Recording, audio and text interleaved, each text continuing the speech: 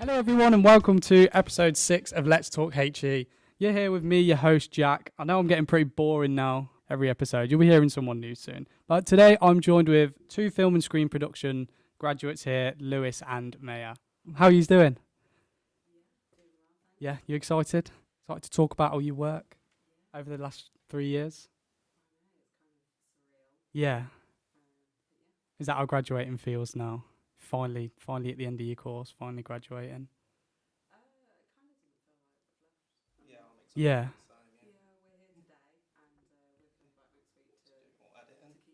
Yeah, that sounds good.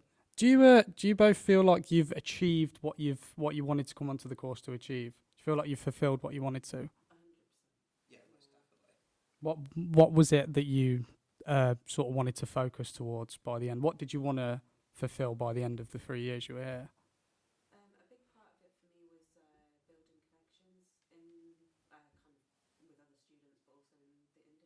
Yeah.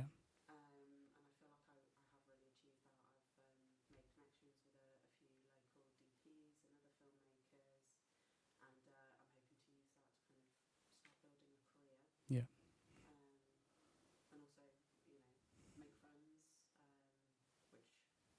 It's the most important part, isn't it? Really. Do you share similar visions in the way I know you have worked on See the Root of All Evil together, which I spoke with Chris about? I think even the projects I've been solo projects, there's been overlap, hasn't there? Yeah. We've always helped each other out on, I think, pretty much every project done this year.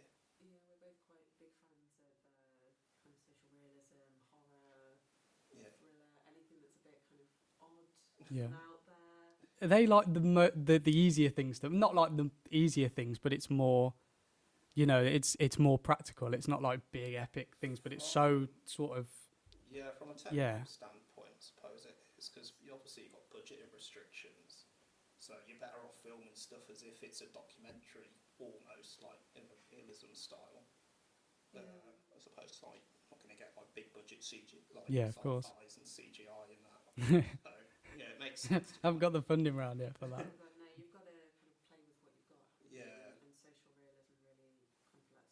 Yeah. Yeah.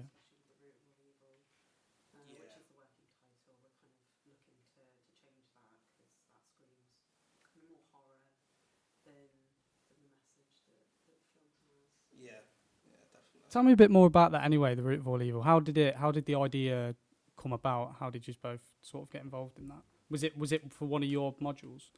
So what was level 5, wasn't it? Oh, okay, second year work. It's always the hardest work, isn't it? Yeah. For us, the second year we've been told is the hardest. So I'm quite looking forward to year 3.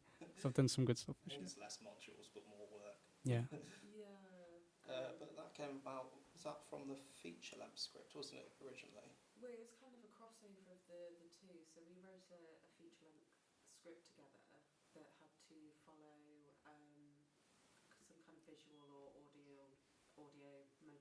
Okay.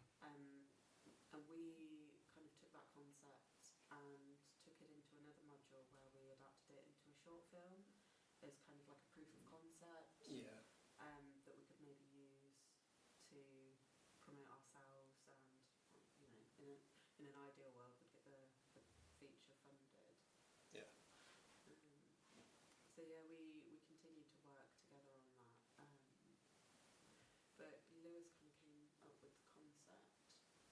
Yeah, it was The sort of following the note around. yeah, it came from because as well as it happened to be a visual or audio motif, it had to be related to some piece of art, whether it be a painting, a music video, another movie.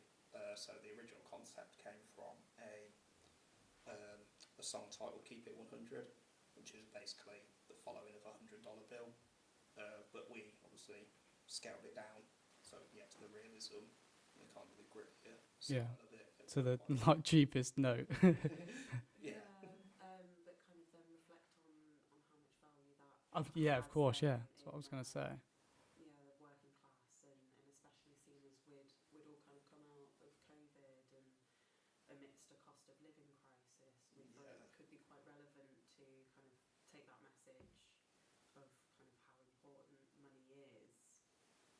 even like the smallest amount, just how important it really is. And how that's quite tragic, and how it can kind of lead people to do things that they wouldn't necessarily do otherwise. Is there anything that you the wish you'd done differently with Root of All Evil? Just sort of any little things where you've watched it back and thought maybe could have done that or could have done that. So we had, for one of our shoot days, we had my friend come in and record the sound, and he's actually a professional sound Oh, brilliant. recordist. But unfortunately, then due to kind of scheduling, he was no longer available. And I think a lot of it comes down to budget, really, doesn't it? Yeah, that's a big issue. Obviously, if he's getting paid for work as well, it feels a bit harsh taking him away from him to come give us a hand on set. So I mean, it was really generous of him to come and do that day. yeah, it was really good on set. Yeah, more hands. I think if we'd have networked a bit more and maybe reached out to other local filmmakers, we could have potentially had a bigger crew. Yeah, because there was some days where it was literally me and you was the entire crew. So I was like directing and on the boom mic as well, and Mayor on camera. Yeah, so we had to rely on a lot of natural light. Yeah. Which I think it would have been nice if we'd have had someone there to kind of focus on the lighting, because between the three of us, it was a lot of hard work to. Yeah. Is that something you can do like technically? So you can like have someone above with like this stuff over here that would hold it above and get a bit of light coming down. And stuff so they can block out. Oh, okay. Bits of light. If it's coming through too strongly, you might get like little bits of overexposure on someone, which basically means you just get like a massive like white patch. Oh, okay. Yeah. Person or something. Yeah, there's lots of different ways you can light. I mean, it's kind of like any sort of thing. There's so many different ways you could take it. But That's the fun part. You get to be practical. Yeah. You get to test out new ideas. 100%. But I think when you're working on a tight schedule with a limited budget, you've definitely got to kind of focus on what's more important. Yeah, you're quite lucky in general with realism because you only really have to you mainly use natural light, so there's no fancy lighting or anything. But there is times where you do have to kind of try and mimic it a little bit and bend it. But it proved a challenge on set. We had one day where it was kind of sunny, cloudy spells, and it was shifting so often. Yeah. And that kind of put a hold on things because we'd have to wait for the cloud cover to come back and then go again. And you then change your light setting on your camera and then the sun comes back out. And then you've got to go back and change it again. I bet it's much harder for an actual film camera as well to sort of with changing settings and stuff than it is with a photography camera. It's not that hard, to Yeah. be honest. I mean, I've done some documentary things as well, so I've learned to kind of be quick on my feet. Really, Yeah, of course. with the Just got to settings. adapt. I think it is very similar to photography. The only thing you have less control over is the shutter speed. Typically, if you're shooting like 24, 25 frames, you want to be on 1/50 on the shutter. Otherwise, it can start affecting your footage. Yeah, that happened with me It once. doesn't happen as much with photography. Obviously, it does. Like if you do have a long shutter speed, you'll get a lot of blur.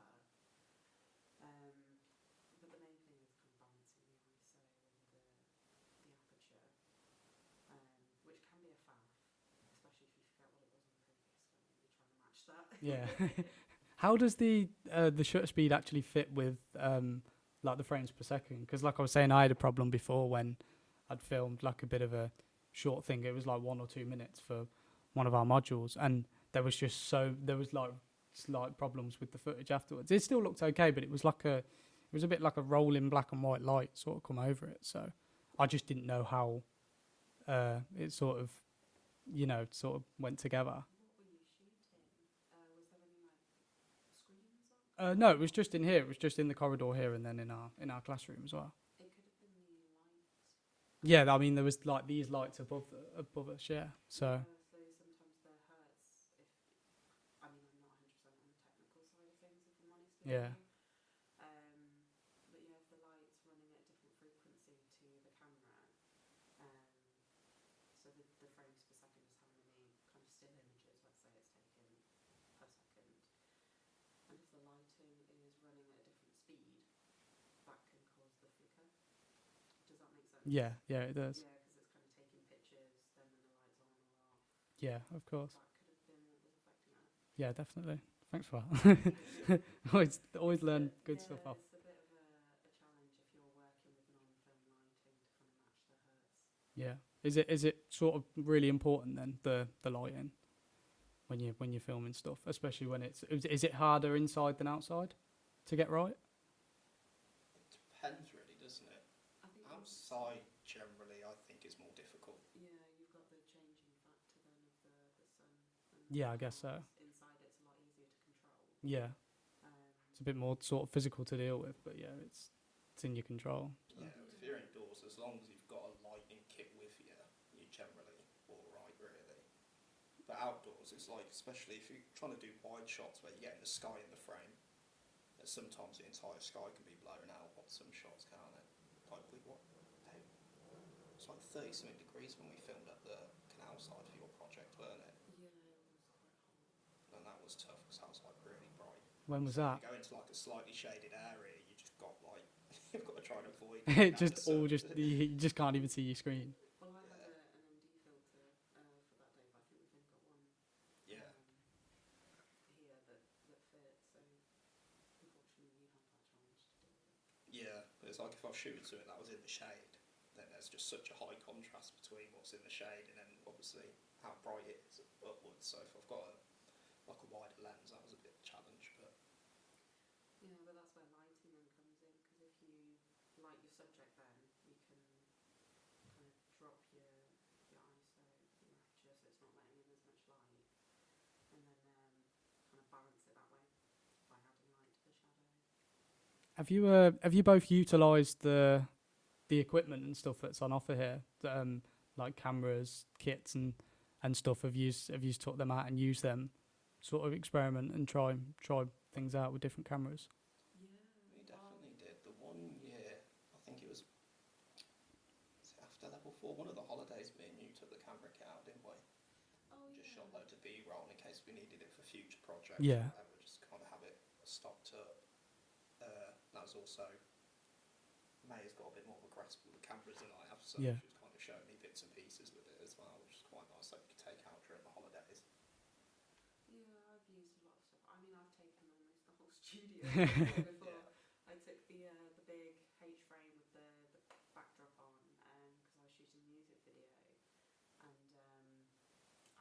I can't remember now, but for whatever reason, oh yeah, it was the drum kit. So the drummer couldn't get his drum kit here, so I was in a bit of a panic. I was like, what do I do? And I was like, the only thing I can think of is I take the studio to here.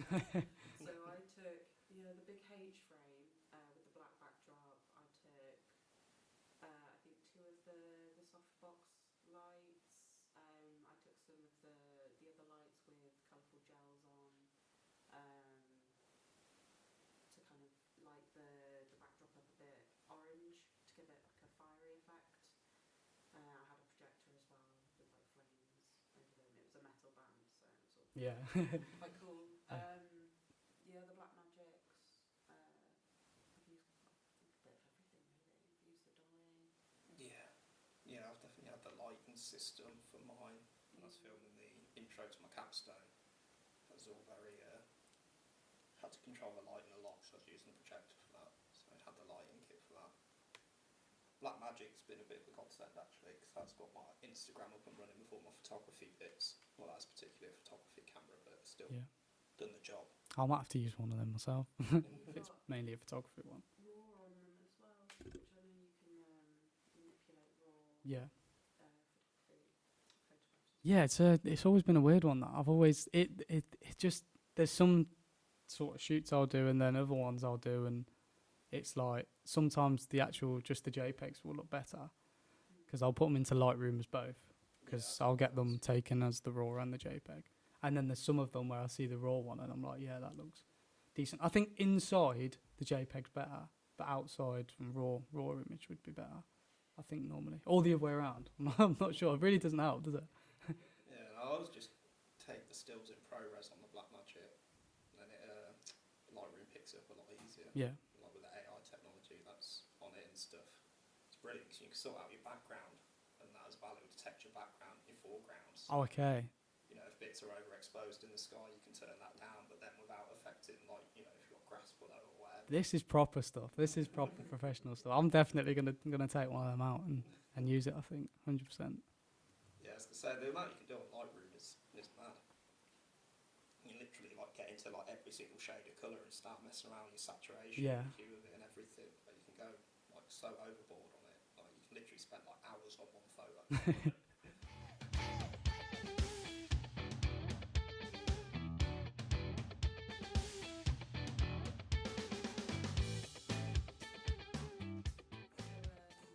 Growing up, I read a lot, and I'd always think how could I make this into a film? But I think it was just always there Yeah. from the get go. I wanted to make the Hunger Games. When I read that, I was absolutely devastated. When someone else made it. Yeah, that was going to be. They've took my When baby. he made it, yeah, I was like, this all makes. Well, I was right though, clearly. I love there's a lot of films that I wouldn't have known that are in sort of my top picks, where I've seen over the years that they came from a book, and I'm like, it always makes the best films, ones that come from having some source material there. Yeah, I think writers as well. I might be wrong, but I think they go into a lot more depth with their character building. Yeah. And world building. There's more time. You've got all the time in the world to Exactly. to build that depth and that to kind of keep your world. book an hour and a half read. Yeah. You know. I think you can also just straight up tout people's stuff in a book as well, which kind of helps. Yeah. Whereas film, it's like, It's all cryptic. Show me, don't tell me. yeah, it's almost considered lazy if you're going to start telling people, like people's inner monologues or whatever. You know, there's obviously examples of voiceover that work, but general rule of thumb is just to kind of show people. Yeah, not over explain it. Yeah. If you have to, it's kind of considered poor filmmaking. That's where actors come into play, isn't it? That's where good Yeah, actors come in, you've got- because they're the ones that show you Exactly. without telling you. So, and if they can replicate what's in the books, then it's easy peasy. What about you? How did you get into filmmaking? Mine was probably after COVID, to be fair, because before COVID I was working in childcare. I worked at nursery for about, I think, around 8 years or something. Essentially what I ended up doing when I first left college, when I was younger. And then after COVID, went back to childcare, and I was like, after a big break, I was like, John, I haven't got this in me anymore. Yeah. It's stressful work, it's tough. So took some time out, started a cleaning job, and then I just found myself constantly on YouTube. Like, I'd always watch like top 10 lists on films and stuff, or I'd find myself, anytime I watch a good film, I'd be watching the behind the scenes and stuff, and I was like, what if I'm going to go back to uni and try and figure out where to go from here? That should be the option to take, because it's what I seem to spend like most of my spare time, Yeah. kind of, you know, researching. Like you said, it's a passion. You've put your spare time into researching films. And Yeah, stuff, exactly. so- I just had never considered it an option before, but then Yeah, people don't really paint it as much of an option. It's a big risk, isn't it? I think. Would you say, I don't know. from an outside perspective? I mean, I was always kind of told that growing up. Yeah. But if That's you just look bad at- advice from me. But if you look at kind of film, TV, marketing, I mean, with the prevalence of social media and stuff, everything's online, everything's digital, and almost everything's video. So I think there's loads. more opportunities It's now. competitive, sure, but I think there's a lot of opportunities. I mean, if you've got the love and you've got the passion for it, you can do anything, absolutely anything. You're not bound by anything. You can Well, exactly. do whatever you want, make whatever you want. And for me, a big part of it was like, if I don't try, I'm just going to live my life wondering what if. Yeah. So, Yeah, exactly. I mean, you both said that the decision sort of came after COVID. well, So, for me, it was always there. yeah, I guess. I did my A-levels in filmmaking. Oh, nice. And then I took a break, I had children. But raising my children, I always knew that I was going to come back to uni Yeah. and keep studying film and go for it. I think COVID as well sort of just put into perspective everything that humans needed. I think just how, just to slow down and just how fragile everything is, just life as a whole. And it was more like, I think it put a lot of into people's heads. I mean, I remember talking to Chris about his was the the same. Obviously, coming out of COVID, it was like can't pretend anymore. I want to sort of do something that's real and do something that I can, be proud of, because you realise sort of how fragile life is, and just you got to make the most out of every second you've got and the passions that you've got. Yeah. I think.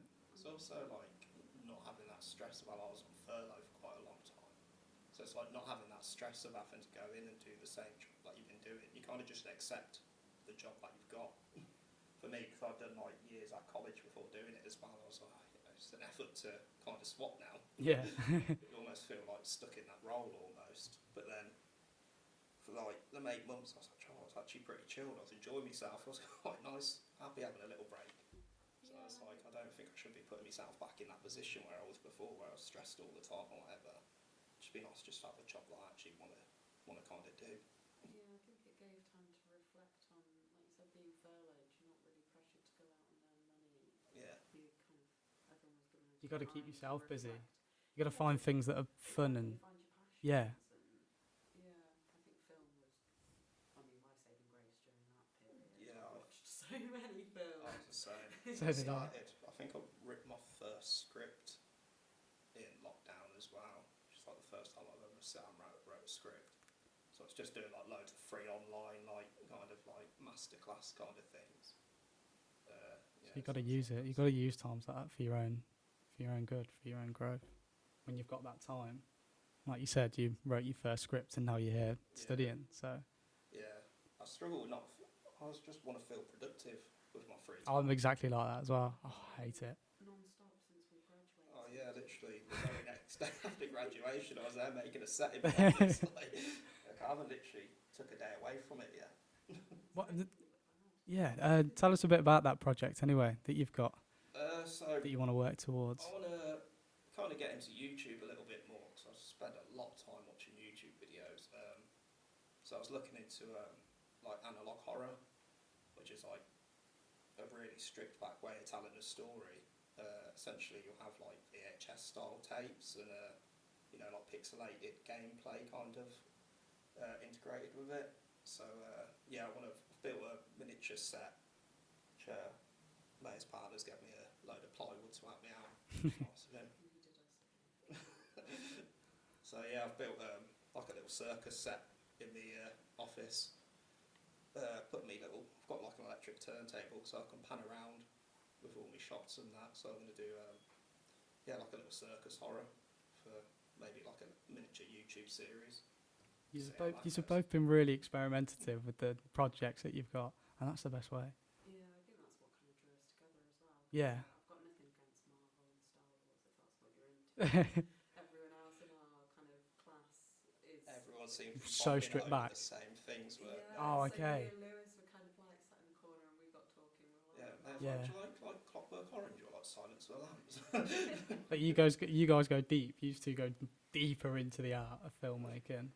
I mean, I think there's art in all ways, but I don't know, Hollywood is... It's not really... Kind of have a general... Yeah, of course, It's yeah. always like a general blueprint to these type of movies as well. Whereas like kind of films that are like oddly structured or something, or you don't quite know what you're getting into when you first put it on. Yeah, something that does it a bit differently. Yeah. Kind of challenges. And also just kind of gives you a bit of a moral like grey area to explore. You want it to be a bit confrontational, your movies. Like, I like it when you watch a film and you think, actually, like, what have I done in that situation? Yeah, something kind of leaves you questioning. And Yeah. Did you find that a lot with the short film that you made? Andrew Bromley short film. Was that his name? Yeah. Yeah. Andrew Bromley one. Was there a lot of thought into that of sort of Definitely. There's a lot of research into that as well, because obviously it's a very sensitive subject that I was touching on. I don't know how much of that I can discuss on here with the themes of the movie or whatever. You can do as much as you want, yeah. Yeah, so essentially, obviously, themes of suicide in it, and it's literally a guy debating whether or not to go through with it.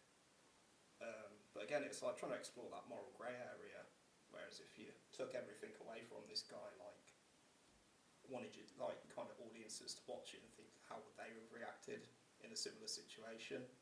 You know, someone who's completely isolated, shut off, and feels there's no future, like, so, I don't know, it's subject to approach, really, isn't it? Yeah, but you had the sort of contrast of making it like a circus show or like a puppet show. You know, it was like a sort of just seemed like a puppet, and everyone was there watching him and laughing at him. And yeah, so I wanted it to be a bit performative. Just because it was isolated, I wanted it to be like, so it's like almost like a found footage type. I've tried to avoid any cliches where I can, like, you know, like text on screen or someone else editing it for him. But yeah, it's important to me that it was stripped back as much as possible. So I thought if the guy's filming it all himself, you know, and it also kind of shows you about the importance of perspective, the fact that he's got no outside influence. You know what I mean? All it would have took is, it could have just took simply like a delivery driver to knock on his door. yeah, And say, bring him "There back. you go, mate." back to and that Earth, could have yeah. just completely shifted his perspective, but having him completely isolated like that kind of really, That's really powerful from like that. Thinking about it like that. yeah. Sorry to jump in, but you were trying to kind of mess with reality a bit there and get people questioning that a bit, and like you said, with the isolation, it kind of warped his sense of reality. Yeah, It's the only perspective he had was his own, really. Yeah, exactly. He was and feeding that's off. all that I was giving the audience, you know, because if I started putting text on screen or whatever, then, you know, they're seeing it through someone else's eyes. I Yeah. wanted them to kind of live with this guy for a bit. And you're reading it in your own head as well, aren't you? Like the text, so it's like then you Yeah. start, but it's like you just wanted it to be strictly him. Yeah, exactly. So Yeah. it's all from his perspective.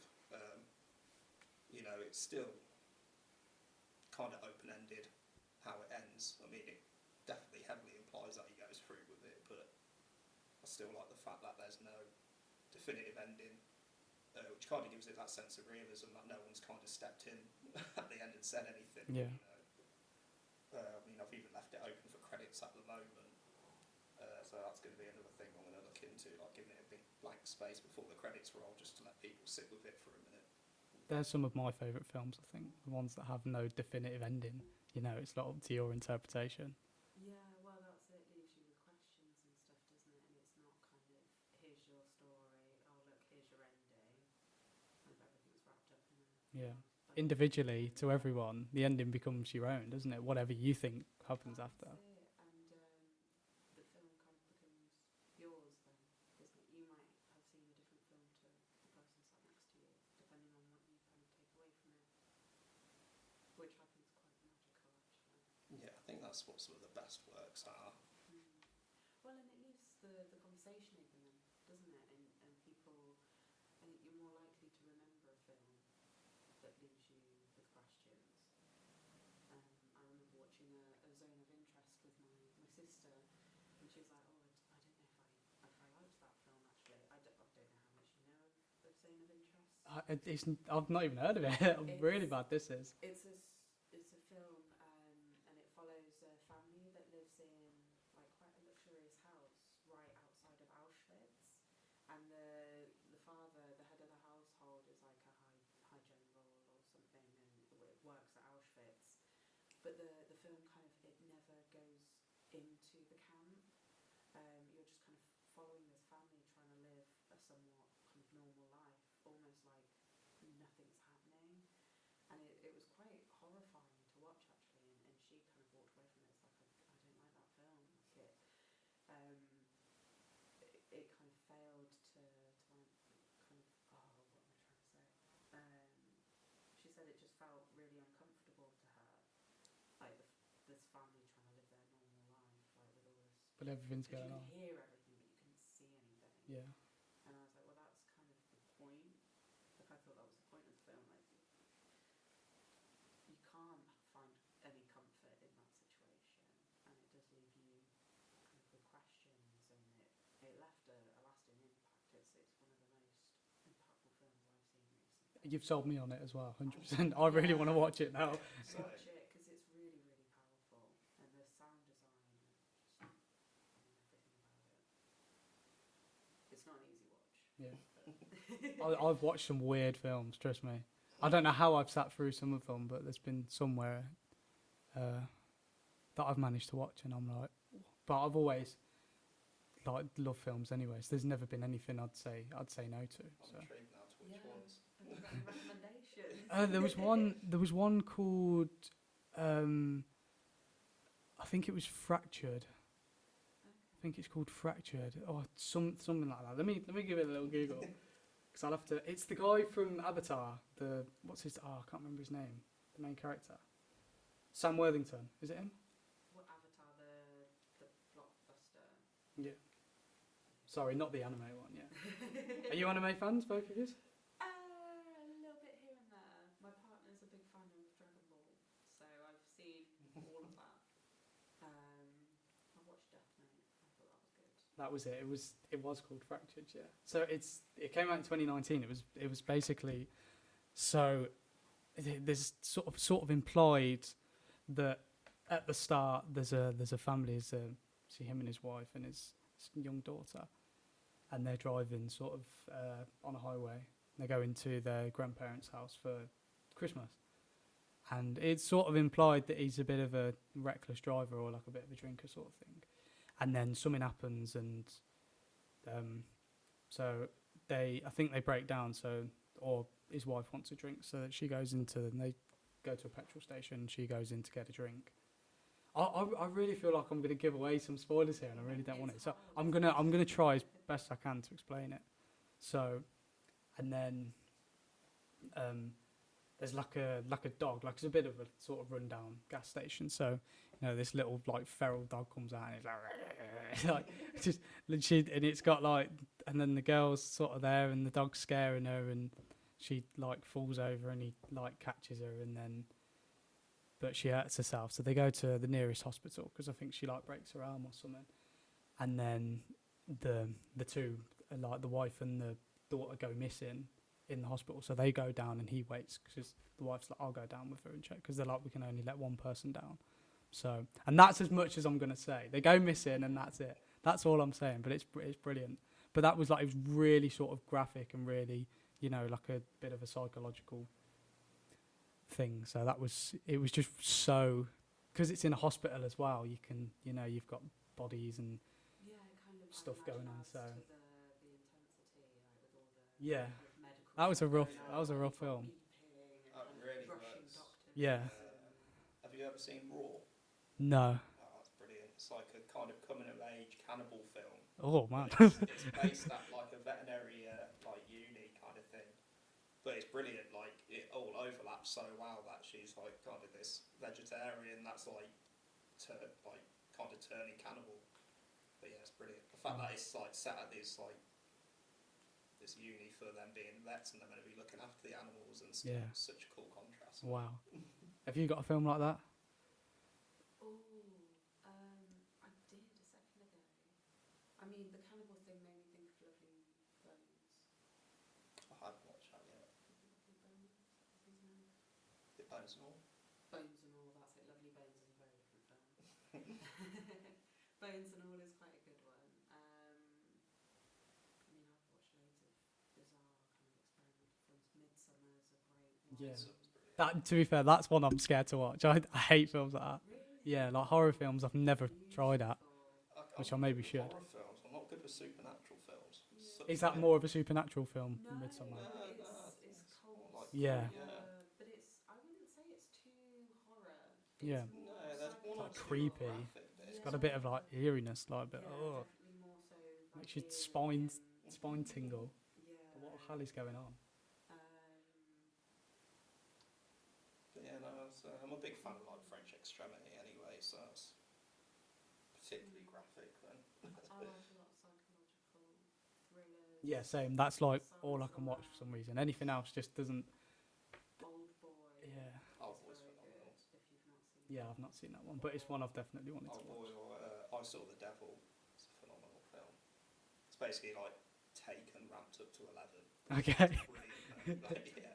I like the work of Yorgos Lanthimos as well. His work's quite. I was literally just about to ask that question. Like, is there any films or directors or DPs or screenwriters that you've seen that inspire you, or like in the future if you were to make films, what you'd sort of take inspiration from? I'd love to So there's see that guy. Eggers. Oh, okay. Yorgos Lanthimos.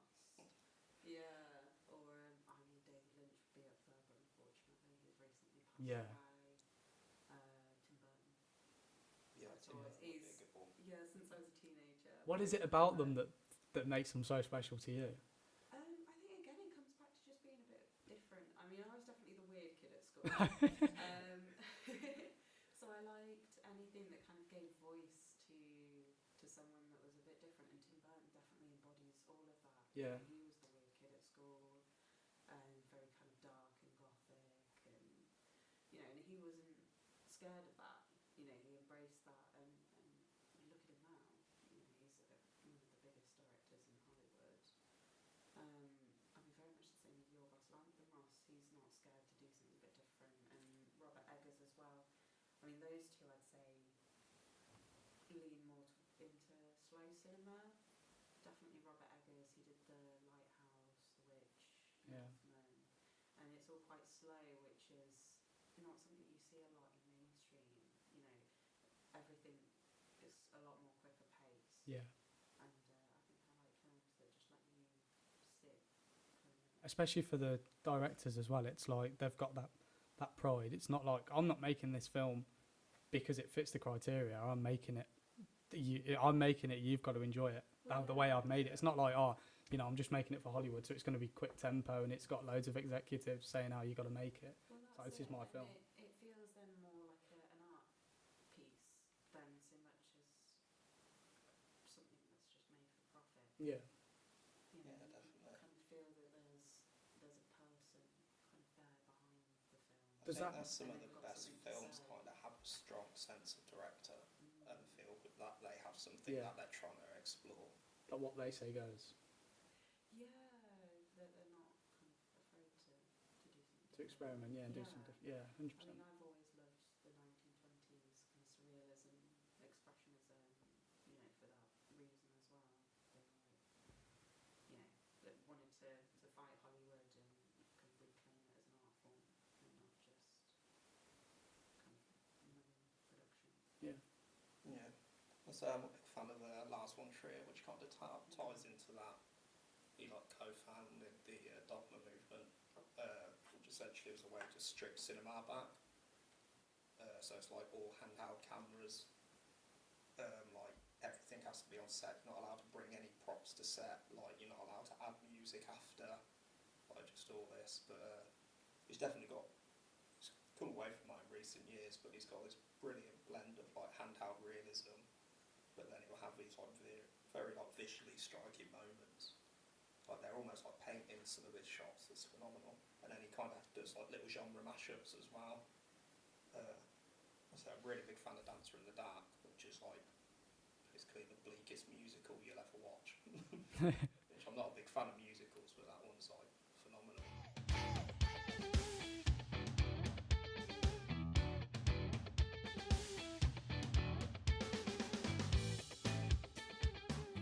I bet we're bad like that. I bet you never find the time to sit and watch films because you just try to be productive all the time. Yeah. You sit and watch a film and you're like, oh, what am I doing? I'm such a slob. As a filmmaker, it's surprising how little of my time I spend watching films. It's difficult as well if you, for us, especially the past few years, you're making films yourself.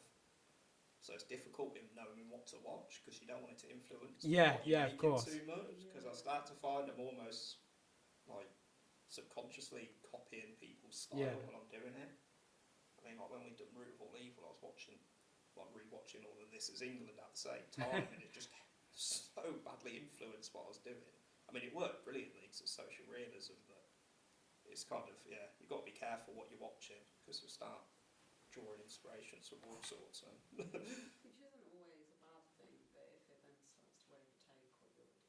Yeah, exactly, yeah. So you just need to kind of be careful that you're almost paying homage as opposed to ripping off. That's great. Especially if you start watching horror films and you're doing realism and stuff, it's really difficult then because your head's on two different sides. Yeah. Yeah, I think as well, if you see too many kind of good ideas, it can muddle what you're trying to make as well, because you try and then... You start comparing and you're like, oh. Yeah, and then it can kind of muddy the vision a bit. Yeah, definitely. I volunteered at the Birmingham Design Festival about 2 or 3 weeks back. So you saw all the photos from it. Yeah. Like I'd seen all my photos how they come out, and I was like, oh, these are brilliant.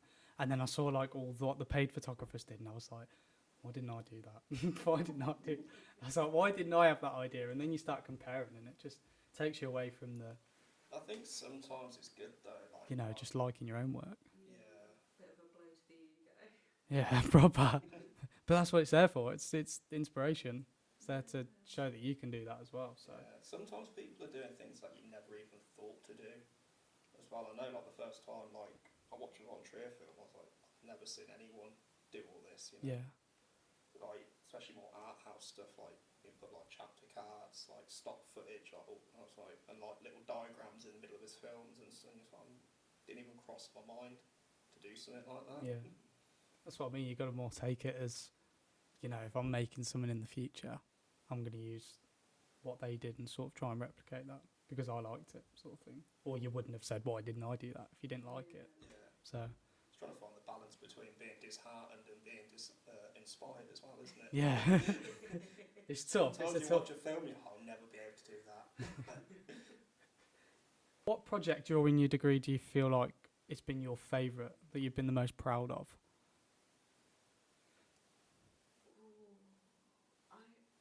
I think I've got a tie there between. We can have two. And my documentary. Yeah. I think between those two. And Root of All Evil. Yeah, Yeah. that's what I meant by Yeah. actual film. Yeah. I'm tied between Root of All Evil and my capstone out of Autonomy. Nice. Yeah, I think the Root of All Evil was really special because we worked together on that. I mean, me and Liz, Yeah. we wrote the script, Wrote the script, shot list. so much research. We did all of it kind of together, Yeah. and I think that was really nice to kind of have someone to sit in the madness with. And It's nice to have someone to keep you in check as well, isn't it? yeah, and bouncing the ideas off. Like I think I feel like we really Oh, got yeah. through that together. Yeah.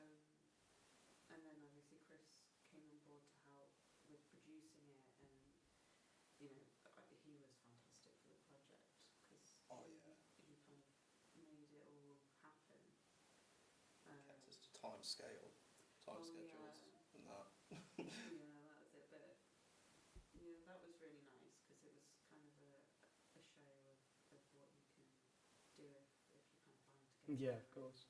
And I think everyone found their roles really well on that, didn't they? Yeah.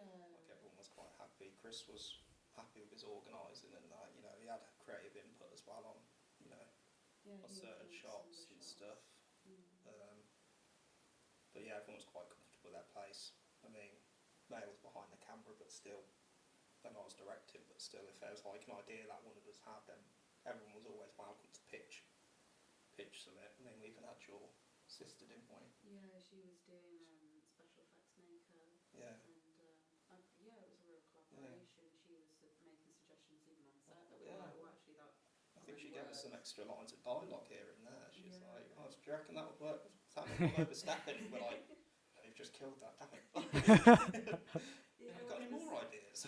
It was for the young character, wasn't it, which we quite struggled to write dialogue for because we're both around 30, no, 29, Yeah, 30, 32. I feel like all I've done on this podcast is just expose people's ages.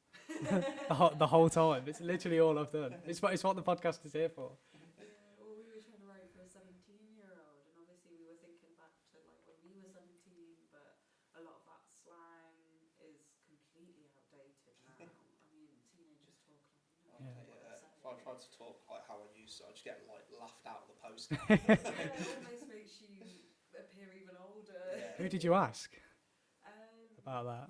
I mean, we spoke to the actress, and we kind of said we've written the dialogue. Oh yeah, this was for the girl, for the young girl. Then yeah. Maya. We've written the dialogue, but you know, if anything feels off to you, kind of like. It didn't actually. Yeah. Yeah, I well, think we she writ- adapted it. We a little wrote bit, the and- script like as accurately as we needed, but then we all said to them, if there's anything in the moment that's not sitting right to you, or you want to try, like just go for it. Yeah. You know, and it kind of helps with that natural speech pattern, with it being like realism as well. You want it to be how Authentic, people actually yeah. talk. Yeah, and I think especially when you're writing academic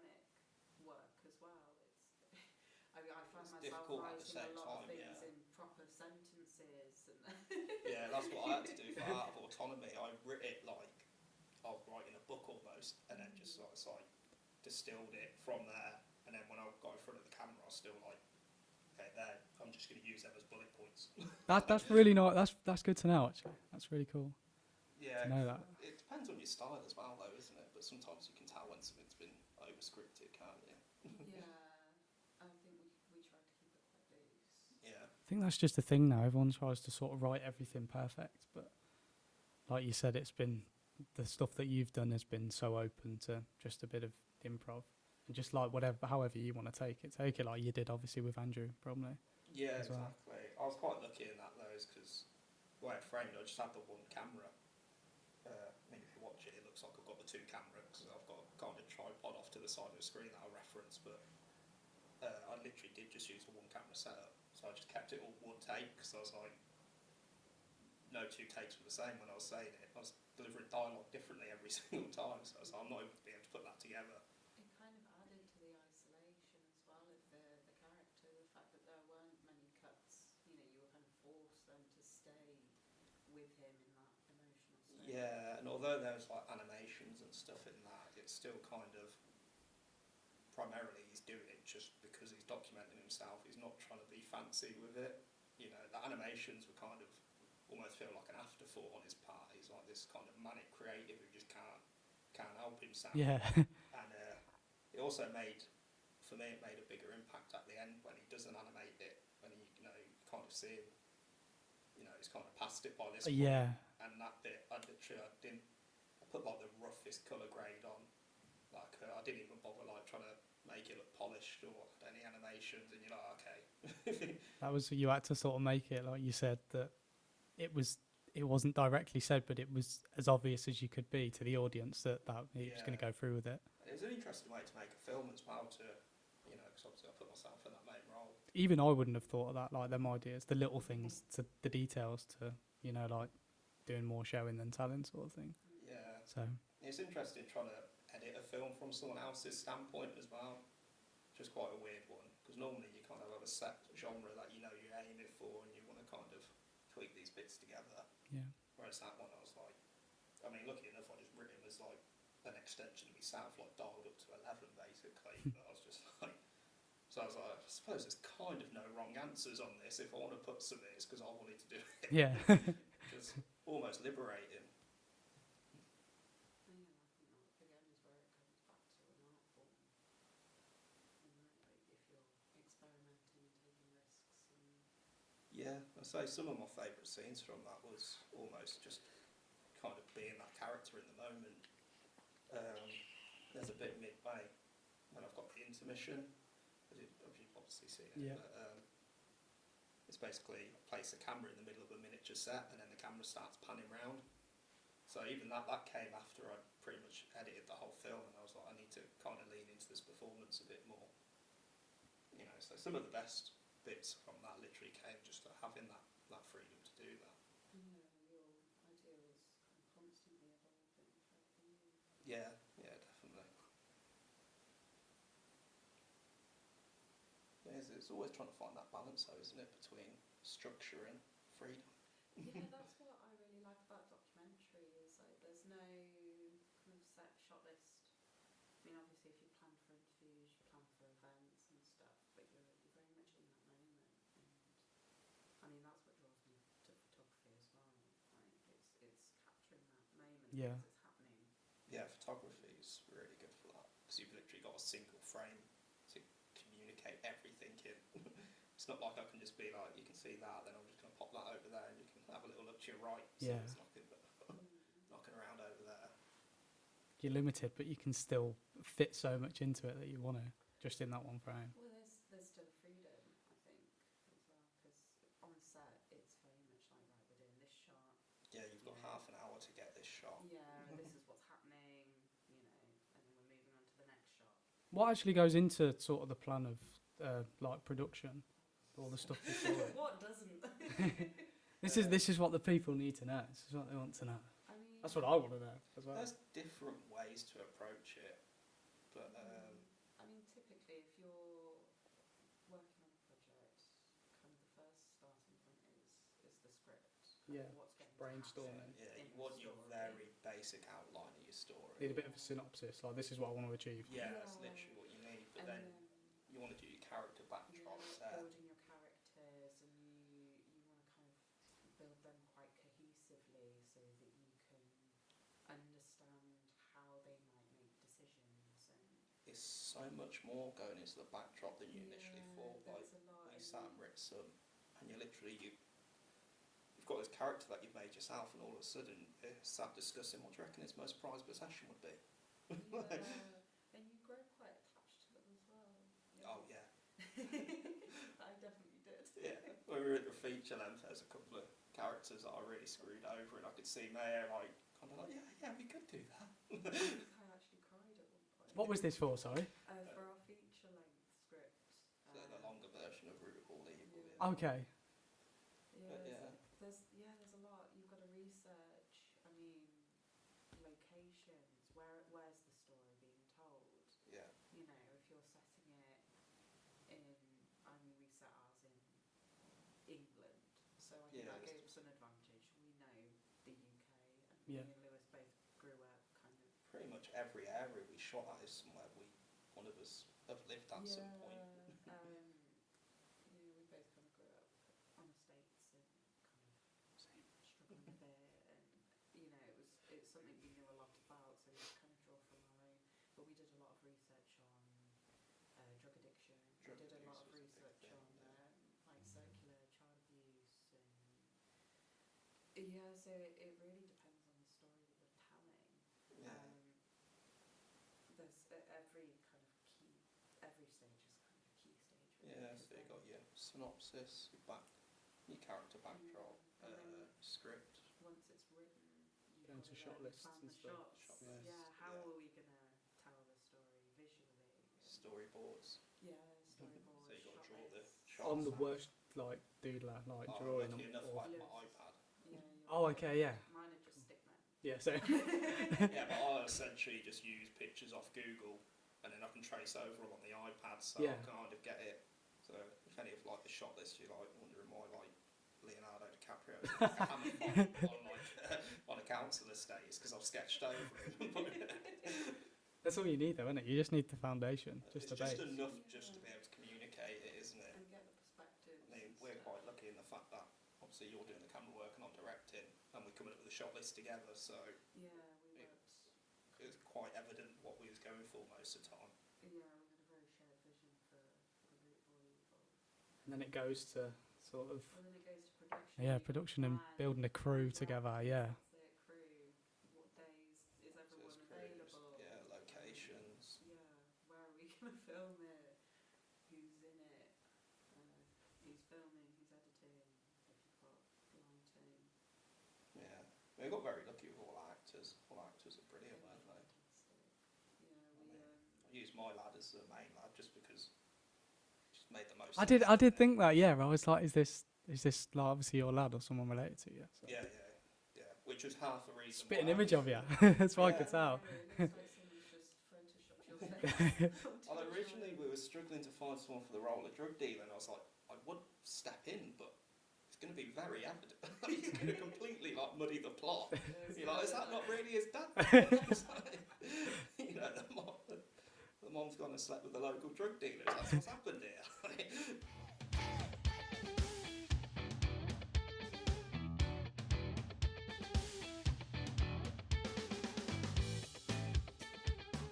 We also need to be able to work on the fly a little bit, weren't we? So there's a couple of shots that I mean, some days we got onto set and we're like, we've really over-egged this. Like, we've got about 12 different shots for like, I don't know, Like a 10 minute. second bit Oh, of bloody dialogue hell. or something daft, and we're like, right, scrap all that.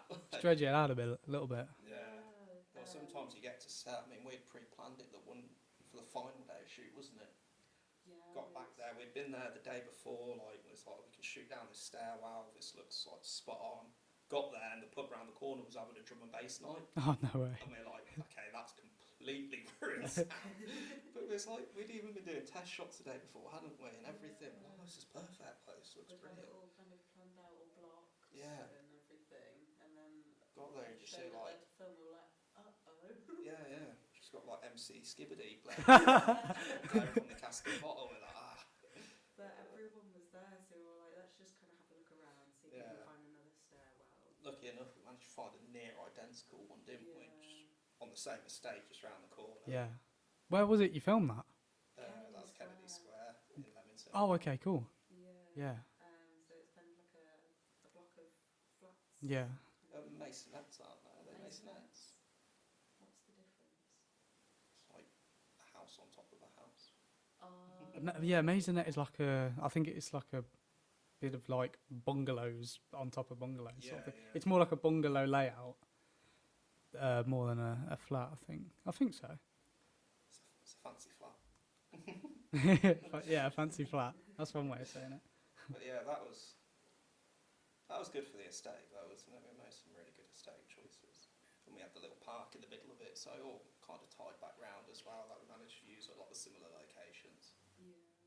What's the best things that you've both learnt on like working on sets? Because I mean, you've worked on 3 now. You've got like real sets that you've got with Baby on Board and House of Lindeman Street as well that you've worked on. What have you learnt from them, and how did you sort of get involved in them that you'd want to take into your further projects?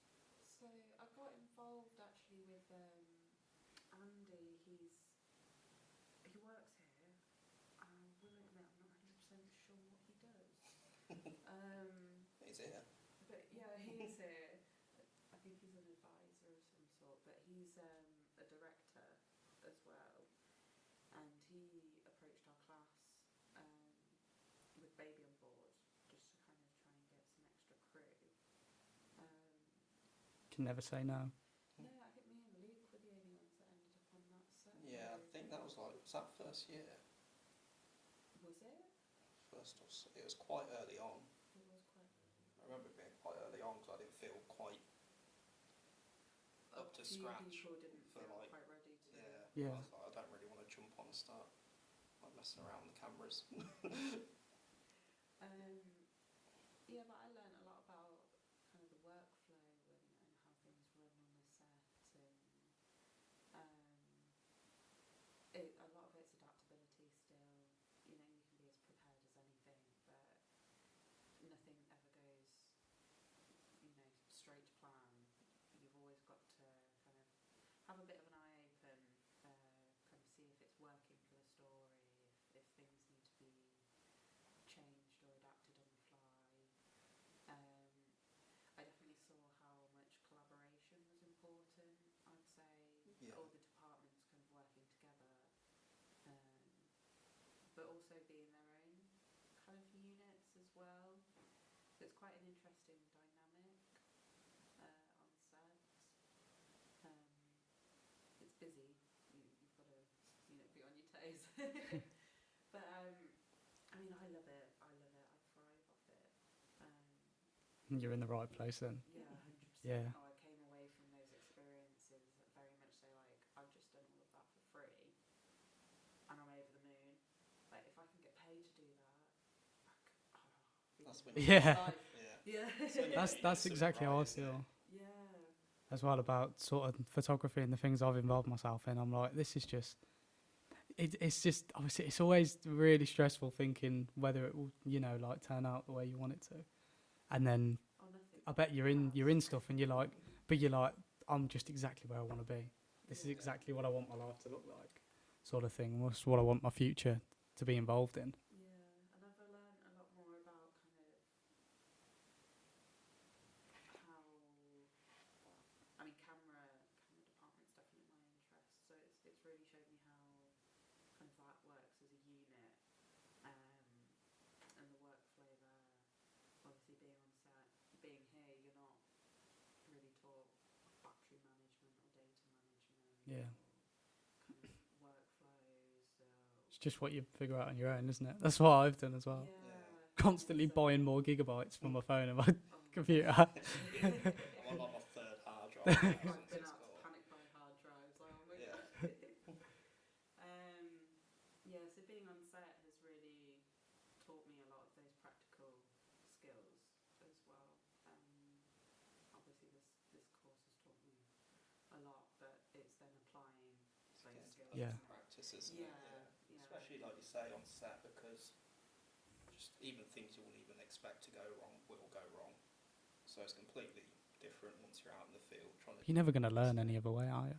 Yeah, exactly. I think you're pushed here as well to get involved in as much stuff as you can, because I think everyone here is under the right impression of that there's only so much you can do in a classroom. You've got to get out and learn things for yourself, and it's more just. It's quite nice. There's a lot Yeah. of overlap between the projects as well, isn't there? Like we've all worked on other people's projects at some point or another, haven't we?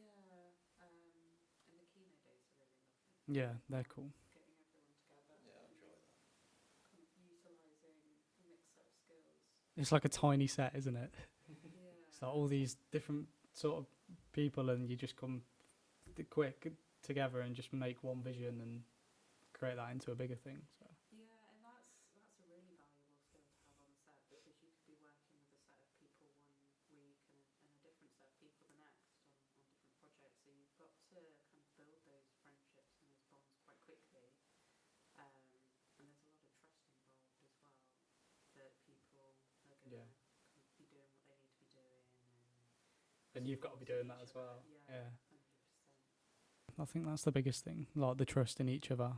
And that's what builds the best relationships, the best, obviously, connections and friendships on set. The visions come together because you all trust each other and you all trust that you're going to do the right job. You all kind of find what's the best role for each other as well. Although a lot of them are interchangeable. Like, What have you both found in yourself so far where you think you'd want to sort of get more into, get more work in, like the role? I really enjoy directing. Yeah. Just because, for me, there's just never a second to kind of stop, which is quite nice.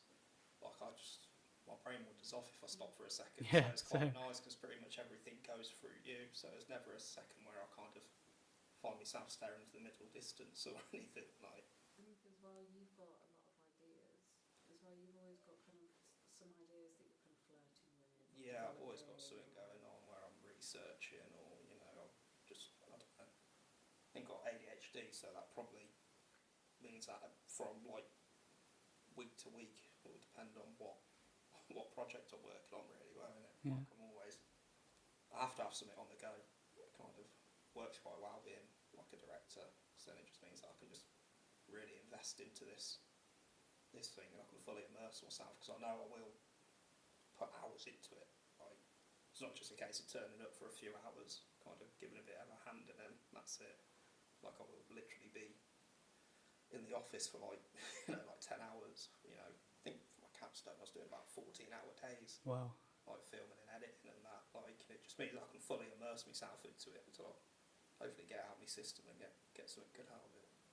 Is that the way you both sort of worked on the modules and the projects as well? Like, because I'm the exact same. It's like if I'm working on one thing, I've got to get that done to the fullest before I go on to the next one. God, having the parallel modules running. Yeah. Headache, isn't it? Yeah, that was a tough one. It is tough. I think when you're working as a group on a practical project, that definitely takes some of the pressure off. And we were quite clever with kind of using the same subject matter across multiple units Yeah. to kind of ease that pressure off a bit. Yeah, I mean, we got it this year as well, didn't we? Like capstone, you've got to do a research paper, but yeah, it could tie into your capstone, so lucky enough you're researching for that at the same time. Yeah. I think it is tough in like when you're trying to do something creative, and then you might have to pause to quickly write like 1,000 words on like marketing or something. Like I'm in the middle of like a really dark, depressing story about this guy. And now it's going to get even more depressing. Now I've got to write 1,000 words. Yeah. Just use that as inspiration. Whatever I'm feeling while I'm writing this paper is going to push my next project. Which film was it you worked on that, or was it both, with the big crews that got entered into film festivals, or was it Baby on Board? Was it just Baby on Board? Baby on Board has entered. It's done its festival circuit now. I think it's completely done.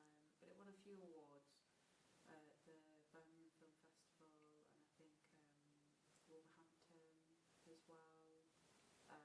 It's just something I've never understood, like the levels of the festivals, how they work up, how you get them into that sort of entered. So you kind of pay a fee and you Yeah. submit a film. There are some free ones, aren't there? There are a few free ones. They're more Yeah. ones. I mean, there are sort of different levels to it, I'd say. Like you start at ones are kind of Coventry, Phoenix Festival, and Where's that held? Coventry in. I know, I'm from Coventry, so I didn't Unified specify that. Village. Oh, okay, nice, yeah. The box, I think it's called. Yeah. They hold it in there, and it's run by Coventry Uni. So that's kind of a partnership Yeah. program there. Yeah, I think Birmingham Film Festival is like a small step up from that. I mean, again, I think this is where you need someone like Chris.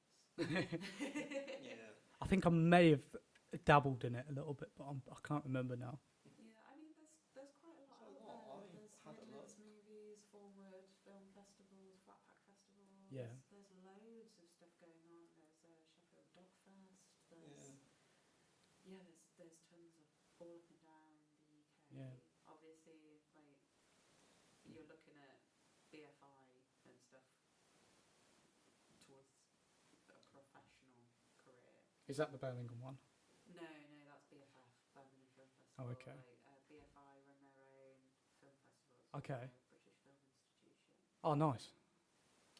Run their own festivals and stuff. And then obviously you've got international festivals like Cannes and Toronto. Yeah. And, That's the dream. yeah. That's the future vision. Yeah. Yeah, that would be.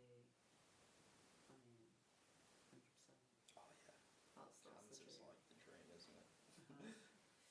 Is there any like differences that you could pick out easily between like the sets you worked on, or if they all sort of went the same? It's all sort of the same routine. It's more just the people you're with, I guess, isn't I it? mean, it was the same director,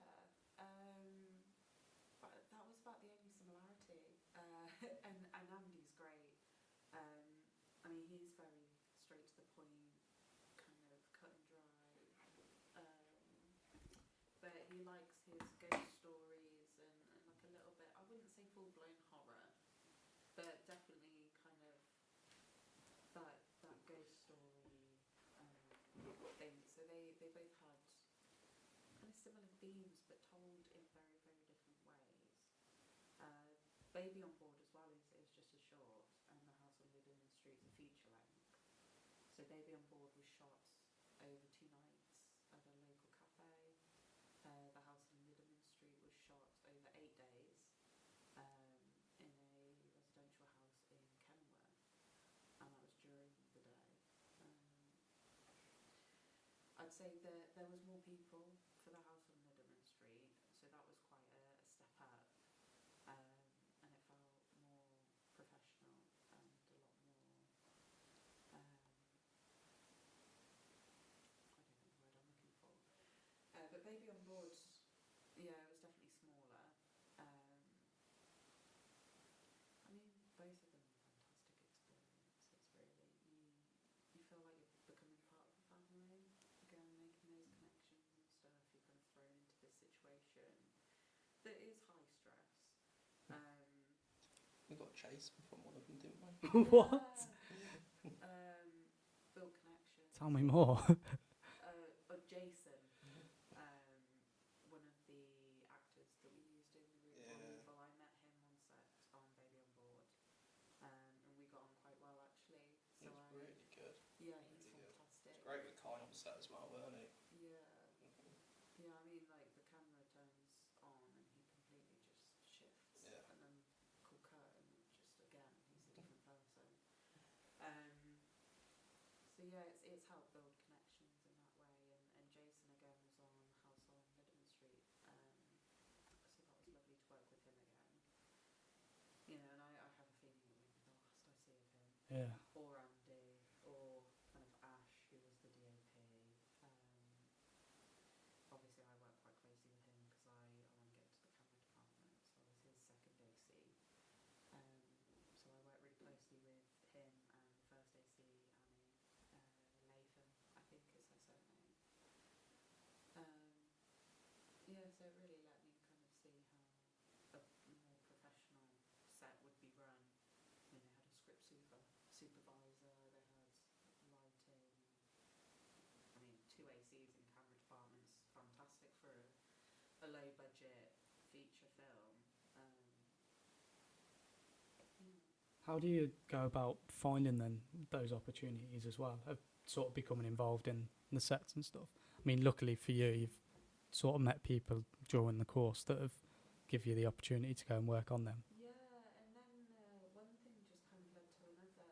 So, like I said, Andy approached us about Baby on Board, and then through Baby on Board, I was invited to do an advert.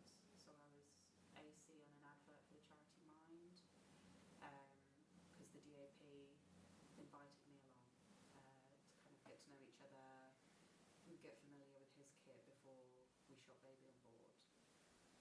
So that project kind of came from Baby on Board, and so did House on Lideman Street.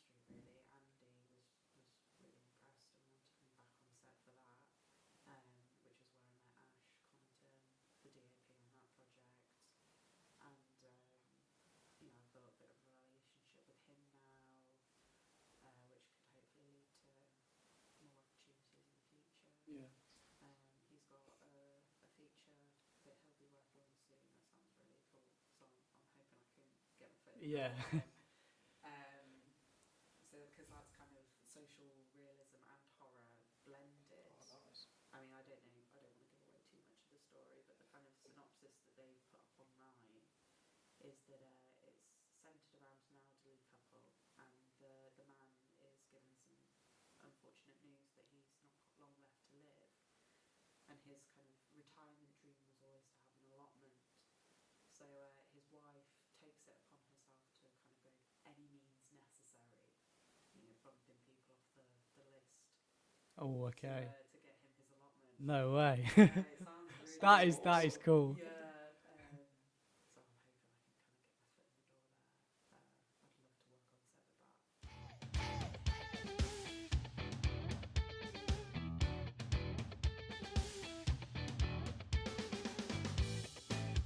What are your short-term and long-term goals now that you've graduated for the sort of next year or two, and then talking maybe 5-10 years time, where you'd want to be and where you want to start now? Well, we really want to get Root of All Evil kind of finished and into festivals. Yeah, I want to do a little re-edit on. Yeah, so Tighten up a few. we're starting that bits. next week, and we really want to kind of push for that to get out into the festivals and start kind of getting our names noticed. Yeah, I've got my capstone project I want to put out there as well. With Yeah. that autonomy, I want to get Yeah. into the festivals. I want to get my documentary out there as well. 100%. There's a couple of projects that I've got lined up, which will be exciting.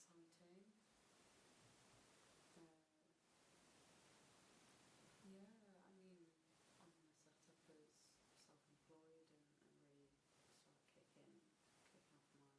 So I want to set myself up with all the camera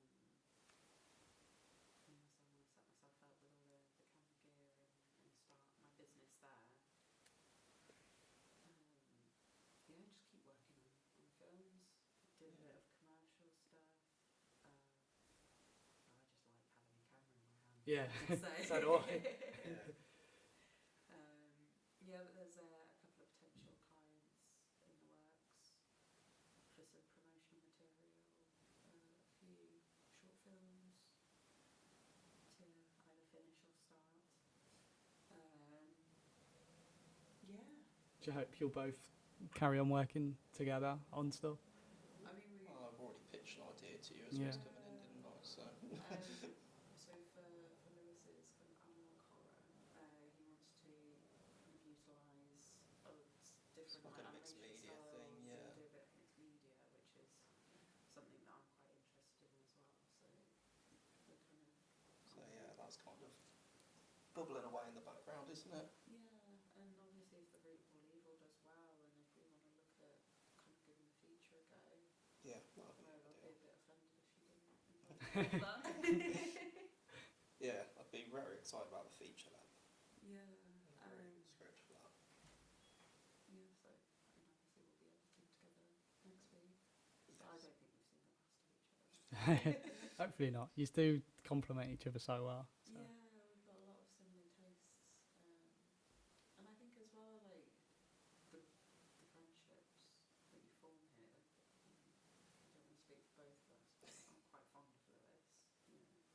I quite like to see you a bit as well. Is this as well, mutual? just working. Is this feeling It might mutual? not be. No comment. Just sat there Says. thinking, oh, I'm going to this one. What would be your dream film that you'd want to make in the future in terms of like style or genre or the way it's written? Like, what's one thing that you want to get out there and that's you. Like you created that, you wrote that. Yeah, that's what I mean. We sort of fed into that. To the post there, didn't we? For you, if you could I'm replicate that. constantly changing styles. I get bored very easy. Yeah. And I always want to try and do something. So there's nothing really. That stayed, that's been a constant. Yeah. Yeah. There's like elements and bits and pieces that I'll take over from. Yeah. Well, what sort of genre of film would you? I like Would you like to go in realism, there? but again, like at the moment, I mean, I'm working on, like an analog horror, which is pretty much no elements of realism in that whatsoever. Yeah. It's a completely fabricated world. But yeah, I'd like to do more realism at some point. But like I say, I try not to restrict myself about any genre or whatever. It's kind of whatever pops into my head at the time, and I kind of get invested into, to be honest. Yeah, you've been leaning more into the experimental side of things, haven't you? Yeah, that's what I mean. Multimedia From the past 3 shorts that I've made, it's gone from social realism to art house to horror. So there's certain genres I've just got no interest in, but Yeah, I can see you doing a sci-fi no, that'd be a very odd sci-fi film. or a fantasy film. Especially with creating all the social realism stuff and all the stuff like that's just way out of. Yeah, it'd be like Shane Meadows Yeah. making Lord of the Rings or something. It'd be a very odd concept. Well, your answer would be two words. Hunger Games. Hunger Games. I could remake it. That seems to be a trend at the Yeah. moment. Yeah. Oh God, yeah, it is. Yeah. Do you think it'll carry on that trend? I think there'll be a lot of. Yeah. I don't know, people seem to be getting sick of it. The people just want nostalgia. That's it now, don't they? Well, They want to get fed. I mean, with fed Disney back and into it. stuff, you can just kind of see that they're getting lazy with it all. Yeah. No. Yeah, I do That's understand dying that. down, Marvel's Yeah. dying down. Well, I think, yeah, well, an A lot of the big A24, franchises aren't A24 as successful as they was. Yeah, A24 is making a real boom. What's it stand for? A24. I do know, but the information's lost. Yeah. My mind. Let's give that a little Google as well. We've got utilities here that we can use. I didn't know whether it was like an old, like It might be like a unit that they started in Yeah. or something. yeah, it's just like just an American film, like distribution thing. So I think it was it doesn't really say where the name come from. No. It's catchy though. Yeah, it is. But, Yeah. they're all about kind of taking risks. Yeah, 100%. They're more experimental stuff. Yeah, So I'd love to. that's where film's at. That's Yeah. what film is. Well, people, like you said, people getting bored of Hollywood a bit. I think. It is. It's. I think film's a difficult one though, because there's so much money at stake in a film. Yeah, people So don't you want kind to of take the need risk. to see a formula that's worked Yeah. previously, because people are investing huge amounts into it. Yeah, but then people get bored of the same stuff all the day. Yeah. But I mean, you look at certain directors have had to pretty much start their own production companies, like just to kind of bypass all of that. But Yeah. Yeah, so an A24 film I'd quite like to work on. Well, like I said earlier, like working with someone like Robert Eggers or Yorgos Lanthimos Yeah. would be fantastic. Yeah, die happy. Yeah. I mean, more with you because I'm talking like. Sorry, say that again. I'd go either Shane Meadows or Von Trier. Yeah. I knew you'd said something important then. I was like, I don't want to butt into that. Thank you both so much for coming on. It's been absolutely amazing hearing so many brilliant stories and experiences. And I wish you both all the luck in the world for your future endeavours. I hope to see you back here as well. Yeah, well, I'm sure you will. Yeah. Thank you for having us. Oh, you're most welcome. It's really virgin. Thank you so much. Yeah. Yeah, I'm really looking forward to it. This Yeah. time next year, isn't it? It's going to go so quick. Yeah, it You know. does. It does. It's the quickest year. Yeah, 100%. Make sure to take time to enjoy it. I will do, yeah. Tell all the audience where to find you on social medias and stuff. So on Instagram, I'm mayo.b.taylor. LinkedIn, I think you can find me under Mayo Taylor. Yeah, I think it is. Not sure. Mine's just Concrete Rose Media. If you look for that on Instagram, then got all my links on there. So Where did the name come from? from a J. Cole song. Oh, is it? Yeah. It's a song, I didn't know that. Amari or something. Yeah. But there's a line out, the concrete was a rose, so I just shorten that down. Yeah. It works, doesn't it? It just sort of rolls off the tongue. Concrete Rose Media, Yeah. especially Concrete Rose. It just sounds cool. And I Yeah. think it's very apt for you as well. Yeah, It's I kind thought if I stick media on the end, it means I can do photography and film and not get questioned. Yeah. It's been a pleasure. Brilliant. Thank you. Most welcome. See you in the next one.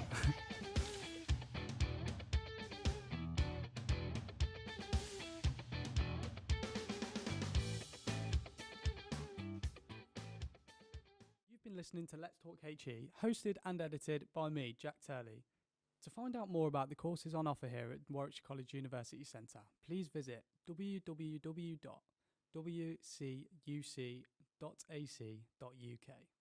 Thanks for listening, and we'll see you soon.